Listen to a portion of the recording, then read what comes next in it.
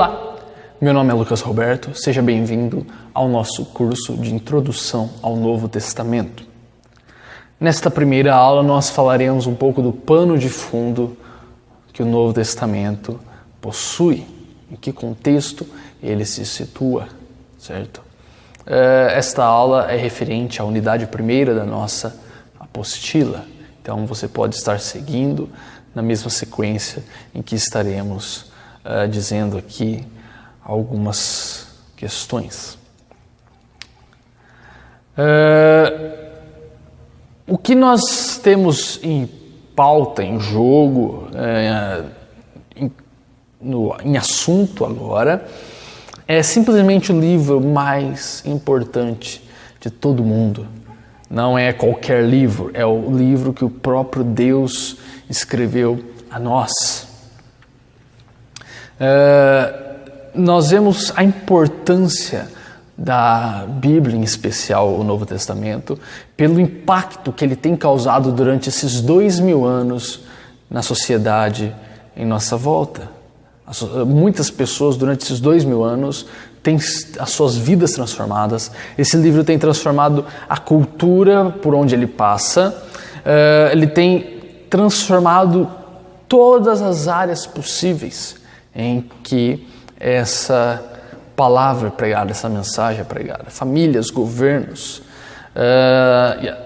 até mesmo direitos civis e humanos, eles são baseados na mensagem que o Novo Testamento nos diz. Então, se o Novo Testamento ele tem tanta importância, nada mais sensato, nada mais coerente do que nós conhecermos o que a Bíblia e o Novo Testamento têm a nos dizer. E a melhor forma não é apenas você lendo a nossa apostila ou assistindo nossas videoaulas, mas sim você lendo o Novo Testamento. Por isso, você pode ver na nossa quinta unidade que há um plano de leitura do Novo Testamento e que você poderá ler todo o Novo Testamento em 6 meses. Então, eu espero que você se engaje nessa leitura e mergulhe de cabeça nessas maravilhas, nessas verdades que são manifestas no Novo Testamento. Por isso, como eu disse, nós estaremos apenas trazendo uma introdução sobre este livro, mas isso não substitui a leitura do Novo Testamento. Para que nós compreendamos melhor o Novo Testamento, nós precisamos entender o funcionamento dos termos que essa nova aliança ou testamento tem. Novo Testamento e Antigo Testamento nada mais são do que nova aliança ou antiga aliança. É uma tradução paralela, pode ser usado como aliança também o termo testamento. É interessante que nós entendamos o contexto social, a política que estava tendo naquela época, a questão religiosa, a questão social que estava acontecendo lá e a qual foi escrita, foi sendo composta nesse meio Novo Testamento, para que nós entendamos algumas questões que a palavra de Deus nos diz. Antes disso, é interessante nós compreendermos que o Antigo Testamento, ou Velho Testamento, ele é uma preparação para o Novo, ele é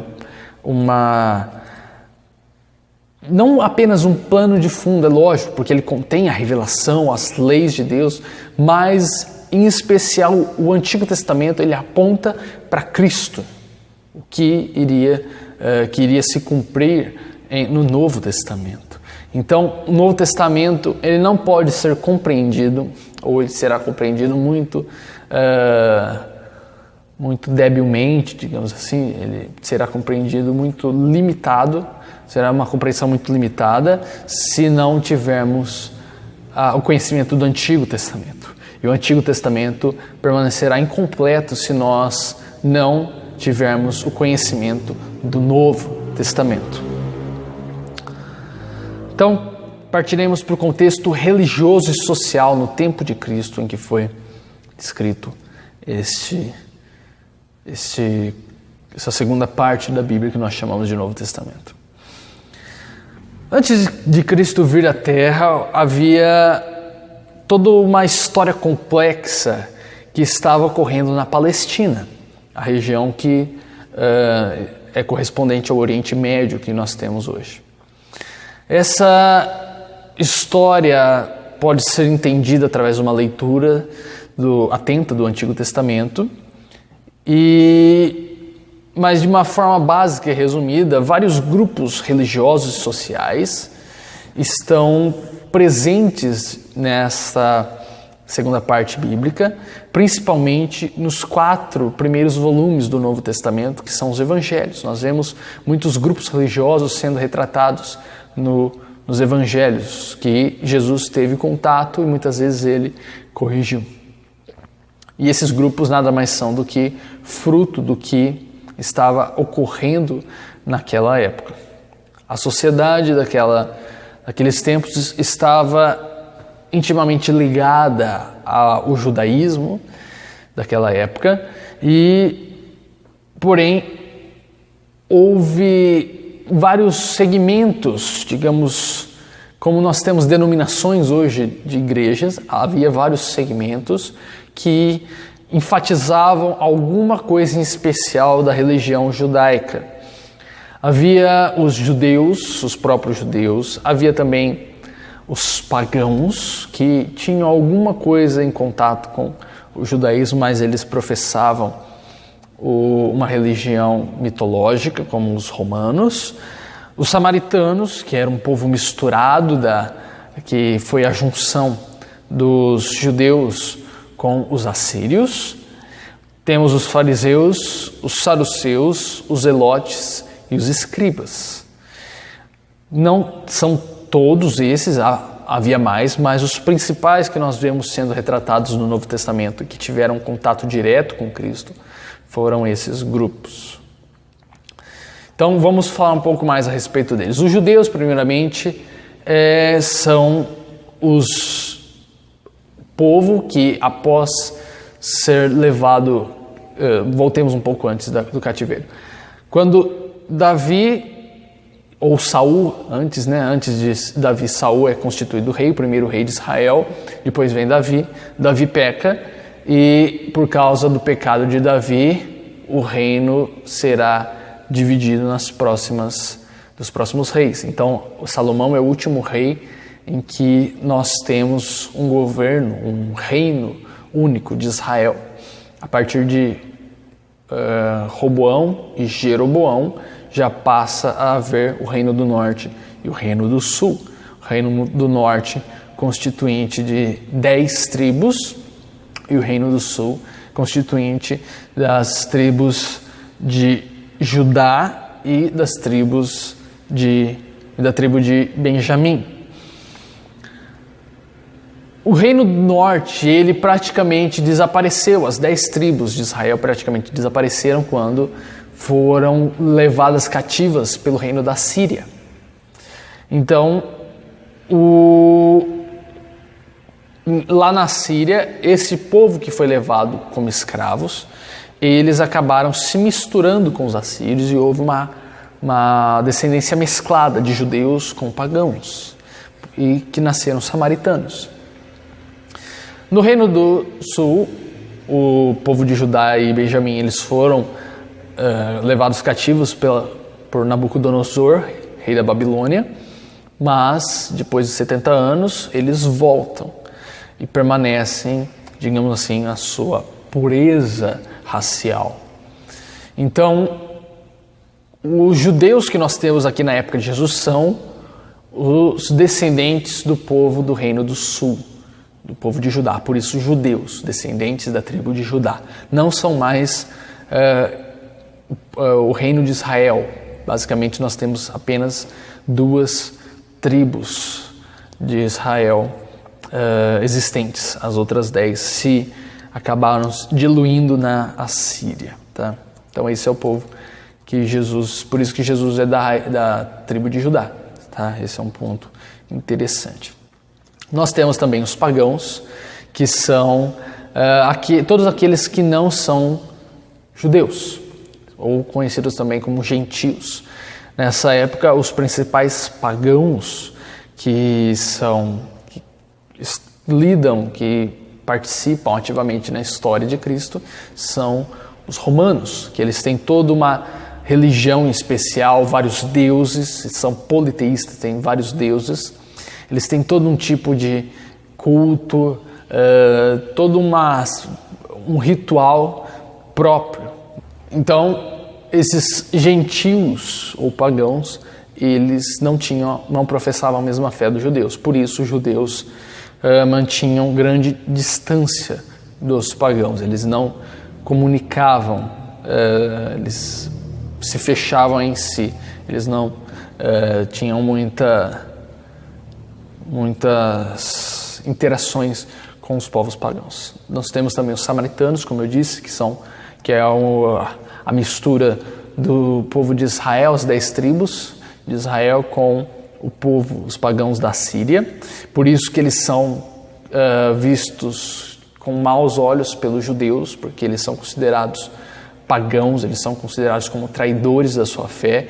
Por isso que nós vemos Jesus interagindo com alguns samaritanos. A mulher samaritana de João 4 é um exemplo claro disso. Ela pergunta, quando Jesus se dirige a ela faz 2 perguntas a ele. Como que ele estava se dirigindo a ela, sendo ela mulher, que naquela época não tinha essa questão, a mulher tinha um papel muito rebaixado na sociedade, e ela sendo samaritana. Então, os samaritanos, eles não eram considerados irmãos na fé, porque eles haviam abraçado uma fé mestiça, digamos. Eles mesmos eram um povo mestiço, híbrido, e abraçaram uma fé mestiça com algumas coisas pagãs e algumas coisas judaicas. Mas mesmo assim, eles não eram totalmente judeus, e por isso eles eram rejeitados pelos judeus propriamente ditos. Nós temos também os fariseus, que a palavra fariseu ela vem da raiz que significa separado. Eles são um povo distinto, segundo eles são santos, e dentro da religião judaica, essa era uma das ramificações do judaísmo. Na verdade, a mais famosa que nós conhecemos. Ela surgiu basicamente no 2º século a.C., entre os anos de 168 a 142, com a chamada Revolta dos Macabeus. Nós temos a história dessa revolta retratada nos livros de 1ª e 2ª Macabeus, que a Igreja Católica tem como canônicos, mas nós não temos, apenas uma questão histórica, mas esses livros possuem alguns erros e algumas heresias. Mas para um entendimento histórico de como houve essa revolta, é interessante, caso você tenha curiosidade, de ler esses 2 livros, tá? E essa revolta foi contra o rei do Império Seleucida, o rei Antíoco IV Epifânio, tá? Os fariseus, eles eram caracterizados por pregar basicamente a lei do Antigo Testamento, e eles eram extremamente rígidos nos costumes e nas tradições e nos ensinos a respeito de como deveria ser obedecida essa lei. Então, eles criavam novas leis para que a lei mosaica pudesse ser cumprida. Porém, eles criaram todo um aparato de leis para que essas leis fossem cumpridas externamente, em ritos. Mas eles negligenciavam o princípio que essas leis traziam espiritualmente. Então, Jesus ele acaba combatendo eles muitas vezes. Nós vemos durante os evangelhos um confronto muito árduo entre Cristo e os fariseus. Cristo ele repreende eles muitas vezes de forma ríspida, visto que eles criaram um sistema religioso totalmente impossível de ser obedecido. E, é lógico, não praticavam respeito.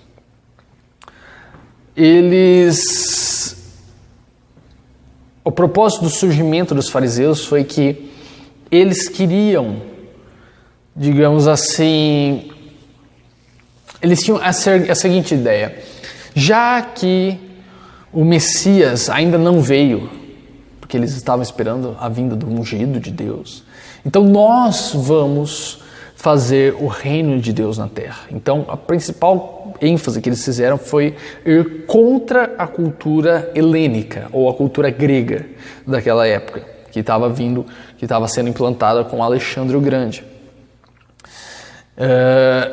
E há até uma tradição dizendo que, segundo eles tinham por si, que se algum fariseu conseguisse cumprir durante 24 horas todas as leis, Deus seria obrigado a enviar o Messias. E Paulo, ele fazia provavelmente parte dessa seita, né? dessa visão de cumprir todas as leis para que Deus pudesse enviar o Messias. Então eles queriam dar o jeito deles de trazer o reino de Deus, de trazer a independência de Israel com ou sem o Messias. Tá? O outro grupo que Jesus teve contato foi os saduceus, que também é um segmento da religião judaica, tá? Foi uma ramificação. A origem deles é desconhecida, ainda que há algumas teorias de que eles já existissem antes, 200 anos antes de Cristo, basicamente